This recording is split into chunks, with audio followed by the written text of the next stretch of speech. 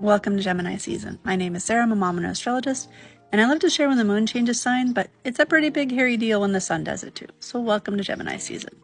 By the way, this is my only account, so somebody's reaching out to you with my face, my likeness, it's a scammer. Gemini is the first of the air signs. It is the wind. It is changeable. It is springtime. It is very young.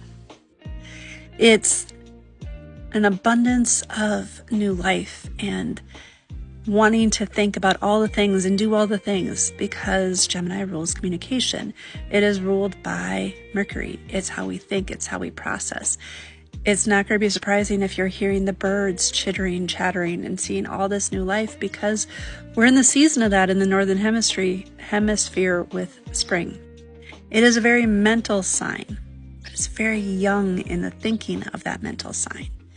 Is full of bright ideas and starting things and maybe not necessarily finishing them. What I love about today is, since it is the start of Gemini season, you can look to the sky to see what's going on. And there's some beautiful aspects out there that enable your personality, which is the sun, to really invite itself to find its personal power, because we have a trine to Pluto and a sextile to Mars. Mars is your drive, your passion, and Pluto is the planet of transformation and where your power is. So over these next 30 days, I invite you to consider what your personal passions, what your personal power is, and how can you use those through how you communicate and how you think. If your birthday is during this time period, you can check out my birthday gift to you in the space you can click. I offer a birth chart consultation where we look at where your birth chart is, and if you've already had a session with me, we can totally look at what the current transits are and pull some oracle cards.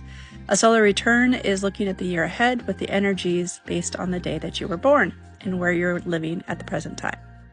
Again, if you haven't checked out your birth chart, be sure to do so with the space that you can click and make your own. On that same page is generalizations of what the houses are and the signs and everything like that too, because that's the area of life that you're going to have your personality work through. And even if you don't have any planets there, you still have Gemini in your chart.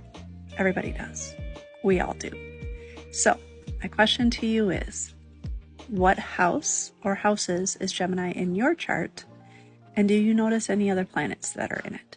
Because the sun's going to hit every single one of them over these next 30 days. I can't wait to see what you write.